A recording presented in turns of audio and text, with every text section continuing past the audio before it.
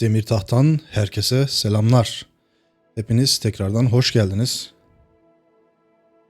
Bugün çocukken bizi ekran başına kitleyen o efsane filmin mirasını yaşıyoruz. Jurassic World Evolution 2. 90'larda büyüyenler için bu sadece bir oyun değil, bir nostaljinin geri dönüşü gibi. O zamanlar ne kadar hype yaşadığımızı hatırlıyorsanız, benim yaşımda olanlar varsa, 80'lerin sonlarında, 80'lerin ortasında doğanlar varsa. Evet, bugün de oyununu oynayacağız. O zamanki hayallerimizi şimdiye yansıtmaya çalışacağız. Ben hafif oynamıştım. Biraz bilgi edinebilmek adına. Ama sizinle beraber yeniden bir oyuna başlamak istiyorum. Şöyle... Şuradan başlayacağız. Okey diyorum. Baştan başlamak için. Jurassic World. This is where our story begins. A scientific breakthrough without any consideration of the consequences. So nature did what it does and unleashed chaos. This time we were deeper into the illusion of control, and the chaos brought something much worse. And for a moment, we remembered how precious life is. But time has a funny way of softening our memory of what it's like to lose control. And ambition. Ambition is a persistent thing. For the dinosaurs left behind, time was becoming immaterial. From miracles of science to assets destined for exploitation. Perhaps it's time we reflect on the true nature of nature. An endless cycle with one goal: survival.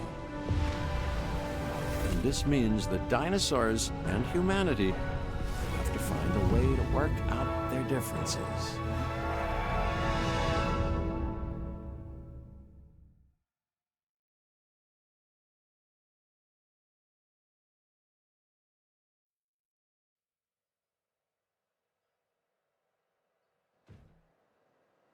Dediğim gibi Jurassic Park izleyenleriniz varsa muhtemelen hikayeye aşinadır.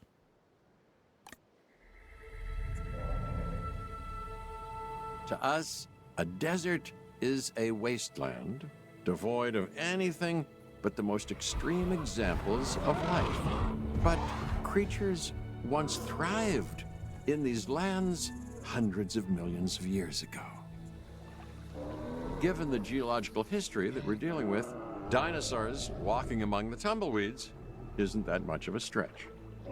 The current situation, where dinosaurs are running wild, is untenable to those in charge, well, those that think they're in charge. So we're left with a problem or an opportunity. This is where you come in. They've ignored my warnings before, but maybe this time with you, it's going to be different. I'm willing to embrace the uncertainty.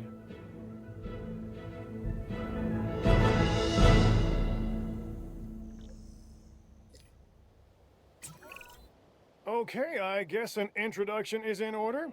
I'm Cabot Finch, Assistant Director of the U.S. Department of Fish and Wildlife.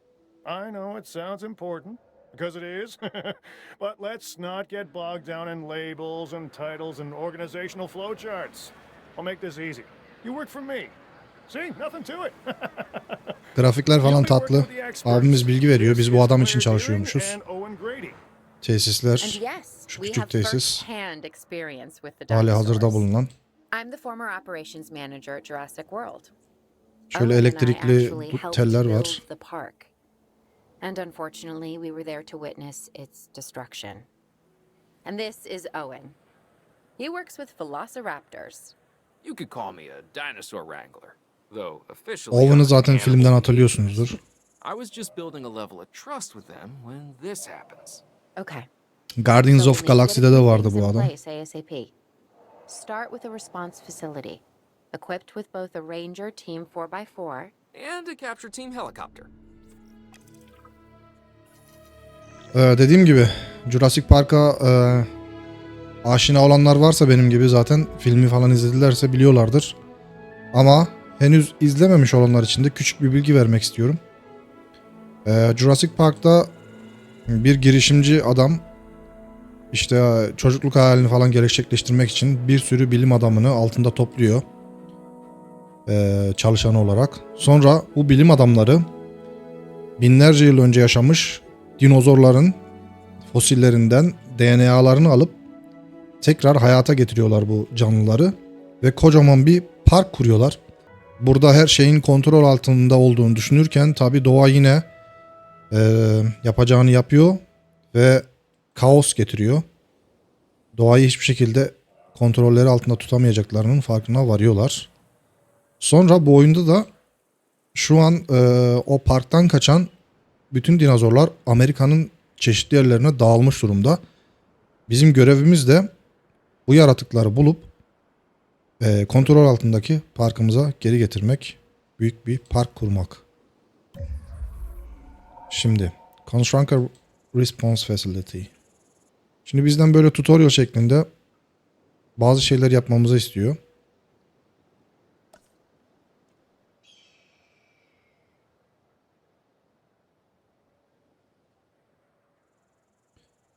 Bu response facility de buradaki çalışanlar dinozorların sağlığını falan göz altında bulunduruyorlar. Sürekli gözetme altında tutuyorlar.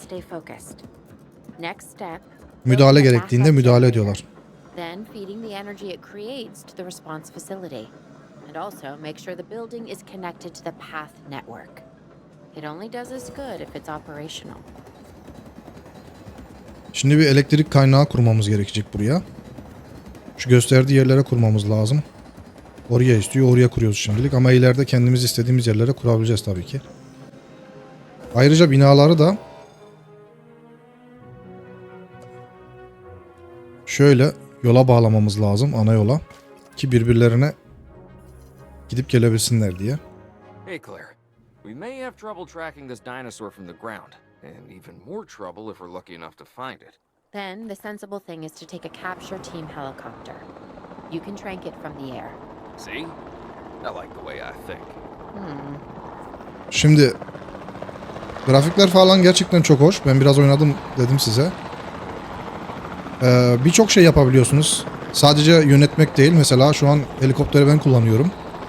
Space tuşuyla yükseliyoruz. Kontrol tuşuyla aşağıya alçalıyoruz. WASD ile de sağa sola. Şimdi bizden istenen şu yukarıda yine bir şey var. Şöyle çevirince görüyorsunuzdur.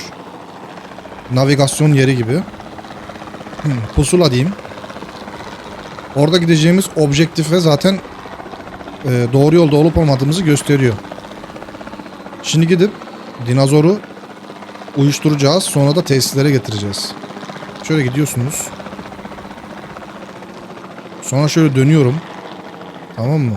Şöyle. Biraz alçalayayım, menziline gireyim. Sonra R'ye basıyorsunuz. Atış moduna geçiyorsunuz. Şöyle. Nişan alıyorsunuz. Değmedi. Bayağı uzaktayız sanırım şu an. Evet, biraz yaklaşsam daha iyi olur. Şöyle W ile ona doğru gidiyorum. Şimdi duracağım. Bayağı sarsılıyor şey. O yüzden atması öyle kolay değil yani helikopterden. Hız geçtiğini. Biraz alçalayayım, biraz ona doğru gideyim ya. Heh, şöyle biraz daha iyi olacak sanırım. Birinciyi vurduk. İkinciyi de atayım. İkinciyi de vurdum. Biraz şimdi uyuşmasını bekleyeceğiz. Uyuştu. Claire, this is Owen. I copy you. We have it. Capture successful. Sağ mouse tuşuyla da bulunduğunuz moddan çıkıyorsunuz. Really? Dinozoru Uyuşturduktan sonra şuradan transport modu I'll çıkıyor. take it. Now, where do we take this dinosaur? We have the enclosure. We just need you to deliver. Hey, don't I always? Wait, you don't have to answer that. Onlar konuşurken de üstüne konuşmak istemiyorum çünkü hepsi birbirine giriyor ya biraz. Biraz dursam iyi olacak gibi. Dediğim gibi şuradan transporta basıyorsunuz. Sonra transport etmek istediğiniz, yani taşımak istediğiniz dinozoru seçiyorsunuz şöyle. Ondan sonra dinozoru götürmek istediğiniz yeri de buradan seçiyorsunuz. Bastığınız zaman olay başlıyor. Şu uyuşturma ekibi dediğim gibi. Bir de taşıma ekibi var. Taşıma ekibi de böyle geliyor sizin haricinizde. Dinozoru alıyor.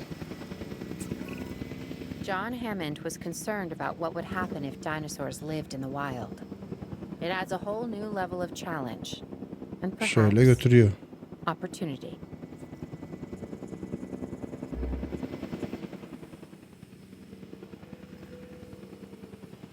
Şöyle.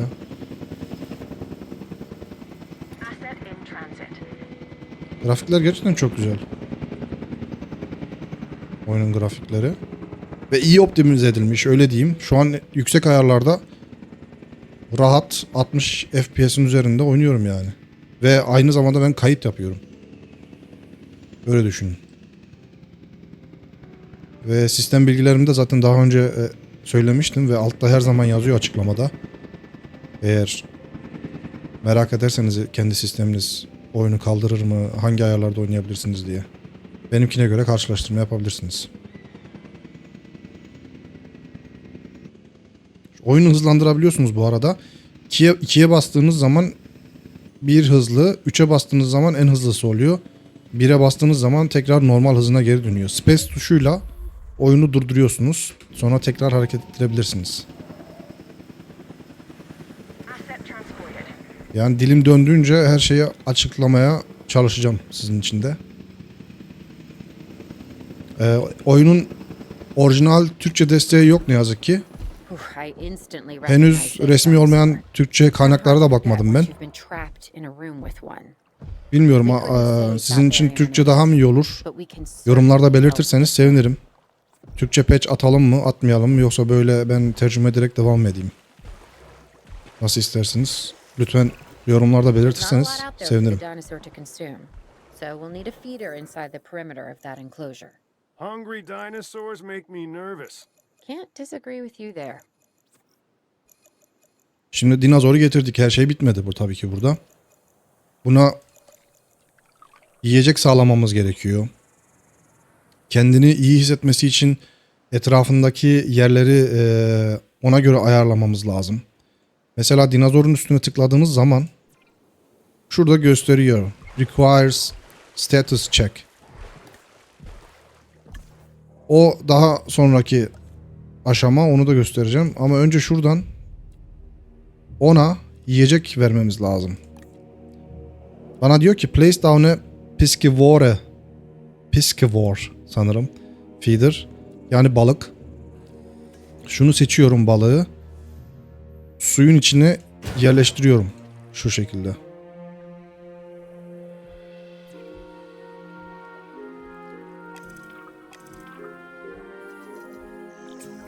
Çünkü dinozorların yemek yemesi lazım tabii ki. Okay. We need to get a full assessment of the dinosaur's health. Utilize a ranger team vehicle. Demin demiştim, durum kontrolü. Then we can plan our next move. We really need that? A plan? I mean, I've always been more of a just make it up as I go kind of guy. Tell you what, if this doesn't work, we'll try your way. That sort of sounds like a plan. Bu oyunda ne hoşuma gidiyor? Baştan da söylemiştim sanırım. Çok yönlülüğü oyunun. Mesela sadece bir şey yapmıyorsunuz. Sadece yönetimle kalmıyorsunuz. Mesela şimdi arabayı kullanıyorum ben. İstediğim şeye direkt kontrol istediğim şeyin direkt kontrolünü alabiliyorum. Dolaylı veya direkt yoldan kontrol edebiliyoruz oyunun içindeki materyalleri. Şimdi şöyle gideceğim. R'ye basacağım. Sonra şöyle yapacağım. Durumunu kontrol edeceğim. Sol tıkladım.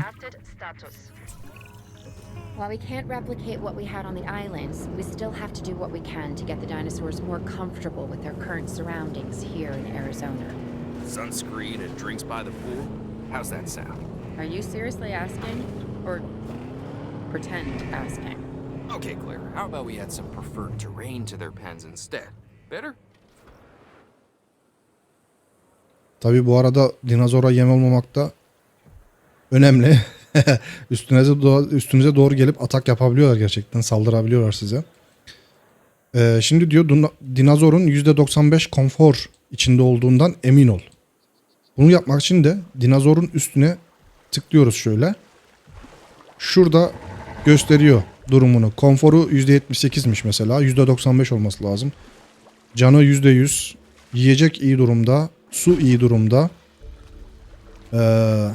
Dayanıklılığı iyi durumda. Ama diyor ki missing rock. Yani kaya lazım. Kaya eksik diyor. Şuraya basıyoruz. Edit environment. Environment. Şuradan painting değil ya. Kaya maya lazım bize. Heh. Şuradan bir kaya alalım mesela. Şuraya mesela bir kaya koyalım. %82 oldu. Hala yeterli değil demek ki. Bir tane daha koyalım. %91 oldu. Aslında şu büyük kayalardan koysaydık hemen olurdu herhalde. Aynen %100 oldu şimdi. Hoşuna gitti yani yaşadığı çevre. Şu an keyfi yerinde beyefendinin. Şöyle geziyor etrafta. Şurada geri sayım var. Görevin geri sayımı. Şu 13 saniye içinde hala %95 konfordaysa görevi geçmiş oluyorsunuz. Bu arada dediğim gibi İngilizceyi çok uzun zamandır gerçekten konuşmadım. Ben 4,5-5 seneye yakındır Almanya'da yaşıyorum. Bütün enerjimi Almanca öğrenmeye harcadığım için bazen bazı şeyleri gerçekten Almanca gibi okuyorum böyle. O yüzden kusura bakmayın. Deminki environment gibi. Çayımızdan bir yudum alalım. Construct a Ranger Post. Şimdi şöyle bir şey var. Bu alanın içinde bir de bekçi kulübesi yapıyoruz. Şöyle bir yere yapayım şuraya. Bunlar sürekli dinozorun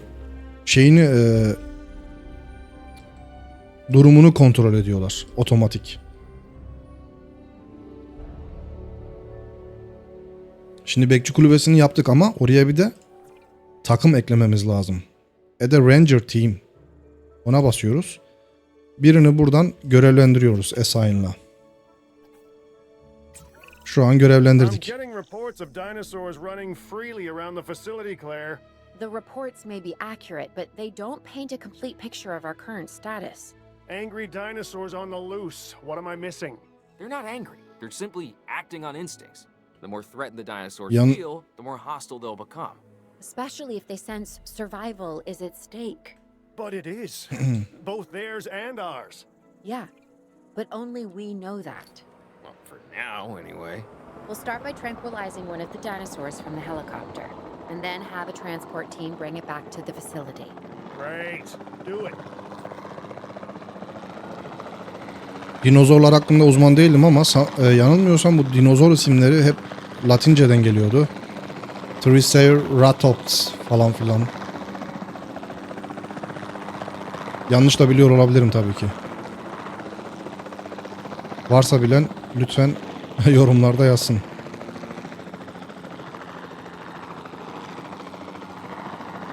Şimdi bunların üçünü uyuşturacağız taşımak için.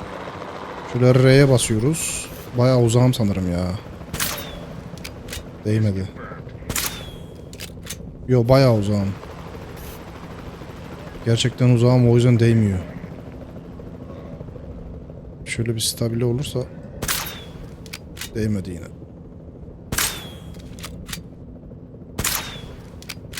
Allah, bayağı uzağım demek ya. Şunu o zaman önündekini vurayım ya.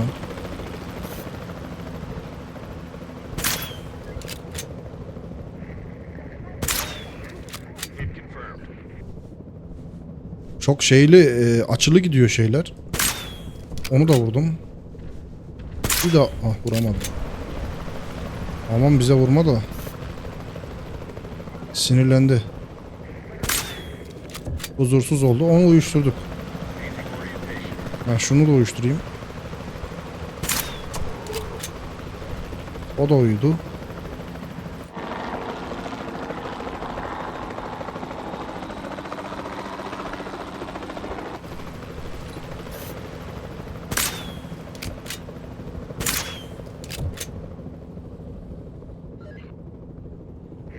Tamam, ikisi de uyuştu. Hemen şuradan transportu seçiyoruz arkadaşlar. Şuradan da multi select mod, yani çoklu seçimi seçiyoruz. Mesela bunu seçtim. Şunu seçtim. Şunu seçtim. Üçünü birden seçtim. Finalize selection diyoruz, yani seçimi bitir. Bastığımız an taşınma helikopterleri geliyorlar. Onları salıyoruz. Diyor ki onlar için bir yer oluştur gelmeden, onları izole et. Şuradan fences, yani çitleri seçiyoruz. Şunu şöyle yapayım. Şurada tam oldu mu? Şöyle.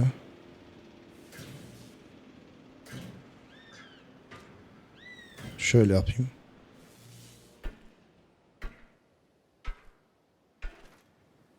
Şunlar kuruluyor şu an.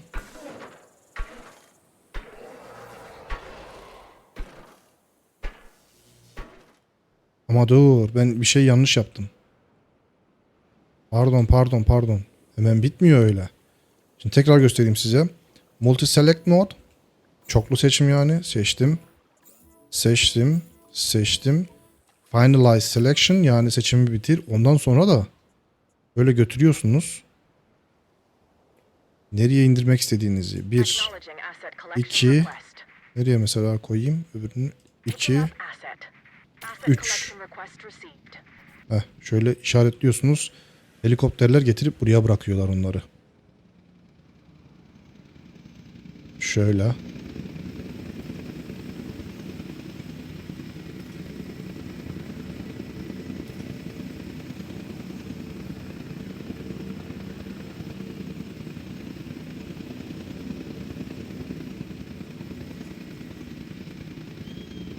Biraz hızlandıracağım bunu şöyle.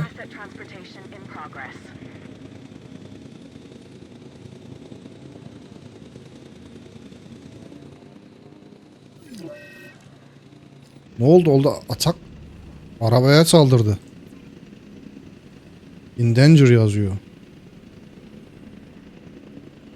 Oğlum aman diyeyim ya. Arabaya saldırmış bak. Arabanın şeyi kopmuş. Oo, hiç iyi değil bu. İyi olmadı.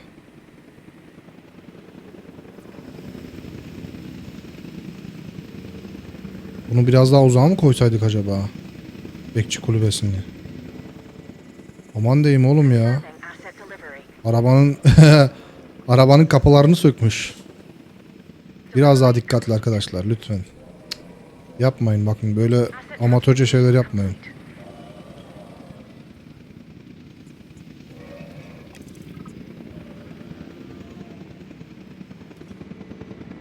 Yine şurada dediğim gibi zamanın geçmesini bekliyoruz. Şöyle hızlandırayım. Şimdi de tabii ki burası bir park olduğu için seyirciler mi diyeyim, ziyaretçilerin gelip dinozorları rahatça görebileceği yerler yapmamız lazım. Still, for now, let's focus on getting the dinosaurs safe and secure, as well as building some additional viewing galleries the DFW staff can use to monitor the animals. Şöyle Y ve X ile çevirebiliyoruz şeyi. Sadece bunlar için kuracağım ya bunu ben. Ya yırtıcı içinde mi kursam acaba? Şuraya mı yapsam?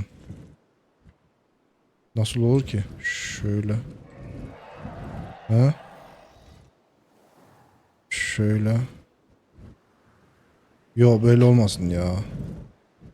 Olsun mu? Olsun ya, şöyle yapalım.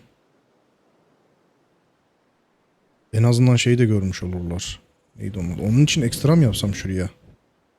Bir saniye, oluyor mu ki? Şöyle oluyor aynen. Ha, onun için ekstra buraya bir tane yapabilirim. Ama şey mi oluyor? Çitleri... Çitlerin içine mi oluyor? Neyse, önce şurayı yapalım ya. Heh, şöyle.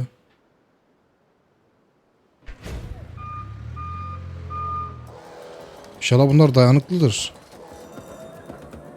Ben geçen yaptığımda çitlerin arkasına yaptım. Şimdi böyle yapmak istedim. Bakalım ne olacak. Hemen yol yapıyoruz. Şurada gösteriyor zaten kırmızıyla. Şöyle. Şöyle bir yol çekelim.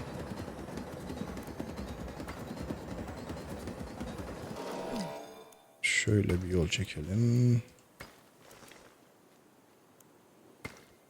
Şu biraz yamuk oldu ya. Olsun, bir şey olmaz. Konfor. Şimdi konforlarını... ama ilk önce şey yapmamız lazım. Şuradaki arkadaşları almamız lazım.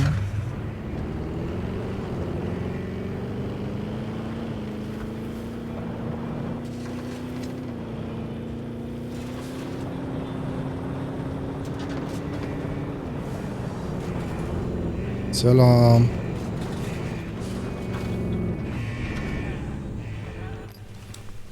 Şöyle durumlarını kontrol etmem lazım. Lan bize bakıyorlar da.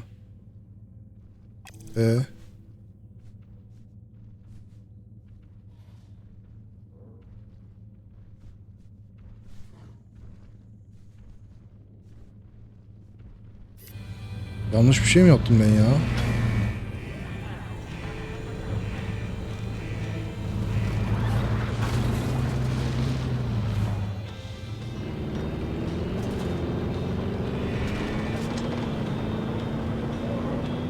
Ben gözlem yapmak istemiştim ya. Durumlarını gözetlemek istemiştim. Heh. Şu ya olay. Tamam, şimdi durumlarını check yaptık. Durum kontrolü.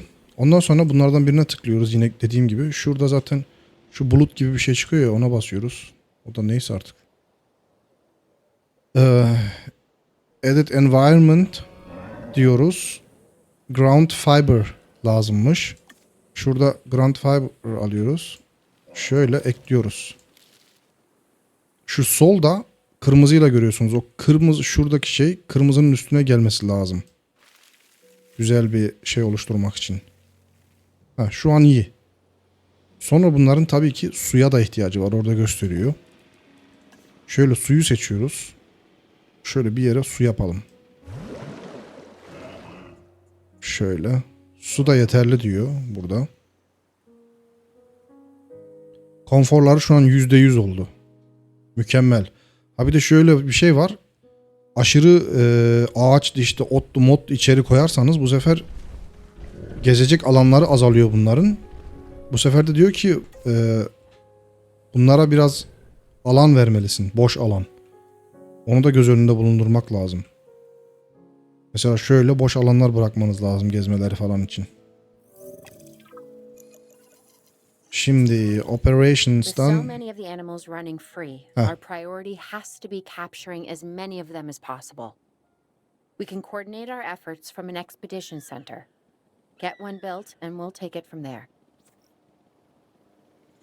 şimdi dedim ya, Amerika'nın birçok yerinde vahşi şekilde dolanıyorlar bu son olaylardan dolayı. O yüzden şöyle bir yakalama merkezi kurmamız gerekiyor.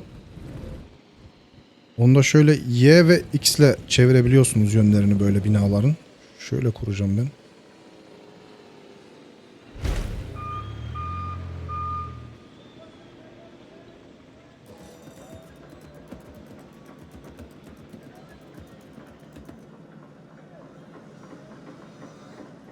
Aha, yine içeri giriyorlar. İnşallah başlarına bir şey gelmez. Şöyle biraz izleyelim.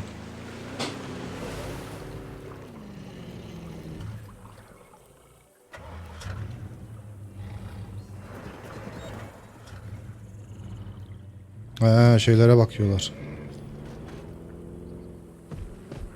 Aha saldırıyor yine bizimki manyak psikopat. Oğlum. Deli misin? Ayar mısın? Onu ben şey yapacağım ya. Şunu şuradakini bunu kaldıracağım buradan. Bir saniye. Şununla şunu kaldıracağım. Tamam mı? Sen çok şeysin, saldırgansın dostum. Şunu yapabiliyor muyduk ya? Bir saniye ne oldu? Ranger Team. Onu nereden yaptım ben ya? Yol değil.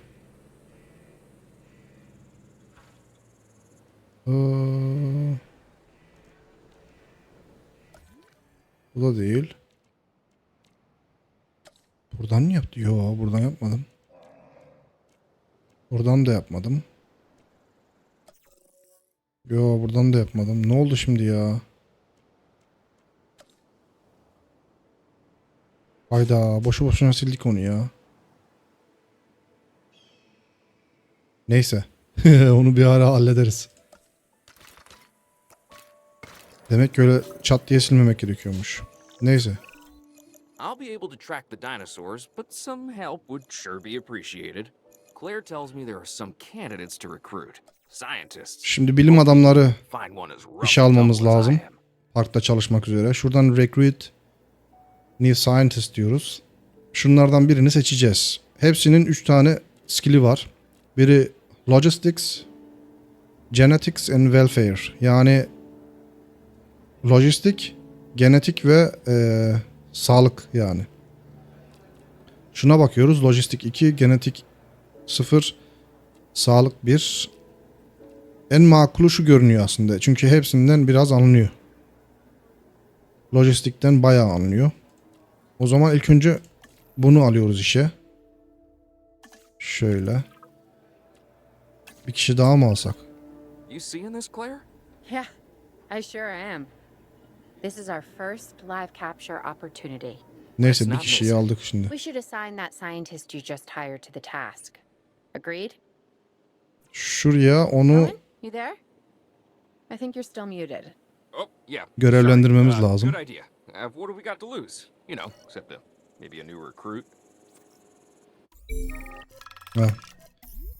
Acil mesaj geldi diyor. Our operative in the field have received. Las Vegas. Las Vegas'ta dinozorların tehlikeli dinozorlar varmış. 2 kişi yaralanmış. Diyor ki bir tane bilim adamı seç ve dinozoru yakalamaya gönder. Şöyle seçiyoruz. Burada nerede olduğunu gösteriyor Las Vegas'ta. Onun üzerine basıyoruz şurada gösteren şeyin. Sonra üstten bir tane bilim adamımızı seçiyoruz. Ve şuradan start task yapıyoruz. Yani göreve başla. Başlatıyoruz. Şuradan çıkayım. Capture teams return, we should have enclosures ready for the dinosaurs. Think of it as welcoming them back home.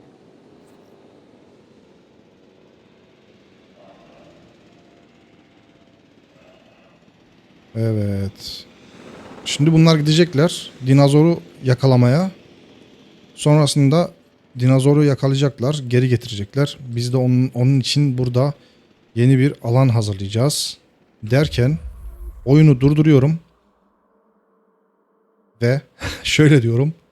Bir bölümün daha sonuna geldik. Dediğim gibi gerçekten bölümleri aslında çok fazla uzun tutmak istemiyorum. Çünkü biliyorum çok uzun olunca genelde İnsanların dikkati dağılabiliyor. Fazla izleyemiyor herkes. Hak veriyorum hepinize de. O yüzden. Ama şöyle de bir durum var. Tabii ki benim kanalımdaki videoları izleyen insanların ne düşündükleri benim için gerçekten çok önemli. Eğer buraya kadar da izlediyseniz lütfen görüşlerinizi belirtin. Beğendiyseniz de beğen butonuna basmayı, kanalda desteklemek isterseniz abone ol butonuna basmayı lütfen unutmayın. Ayrıca şöyle bir şey söyleyeceğim. Bu kanalda oynadığım oyunların seri olup olmamasına birlikte karar vermek istiyorum.